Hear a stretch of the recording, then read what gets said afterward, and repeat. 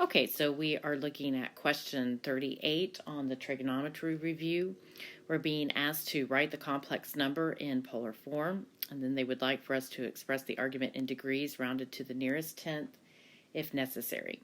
Okay, so we see our complex number is 2 plus 2i, and if we would like to write that complex number in polar form, we know that it would be r times cosine theta plus I sine theta. And when you're using polar form, you want to make sure that your r is either greater than or equal to 0, and you want to keep your thetas between 0 and 2 pi.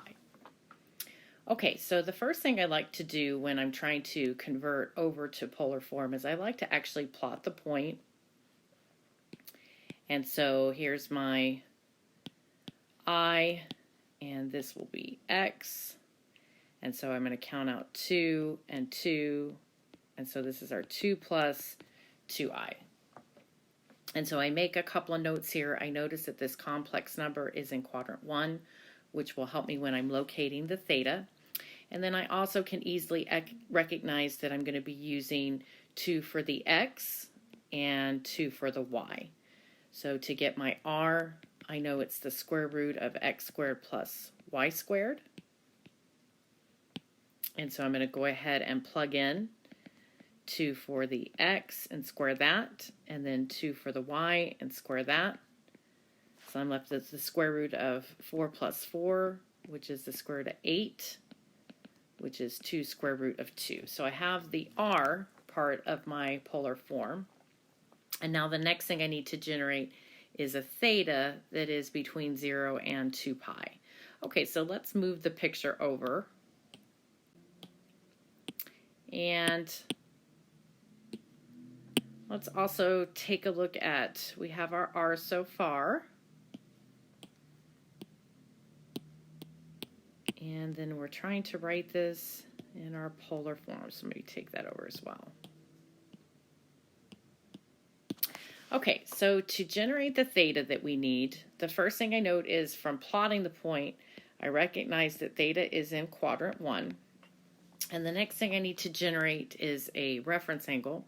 And so I'm going to use the fact, since again I have the x and the y here, I'm going to go ahead and use the fact that we know tangent theta is equal to y over x. So in our case, we would have tangent theta would be equal to 2 over 2, which is 1. So we're looking to see where tangent theta would be 1. And so I know tangent is sine over cosine, so I could use my points on the unit circle and see that the only way that I would get 1 would be root 2 over 2 divided by root 2 over 2, which would be at a 45-degree reference angle. Or you can use your known right triangle of 45, 45, 90, which is 1, 1 squared of 2, and pair that with your SOHCAHTOA. And we know tangent, if I use this as my reference angle, is opposite over adjacent, which would be 1 over 1, which is 1. So I definitely see that the reference angle is 45 degrees.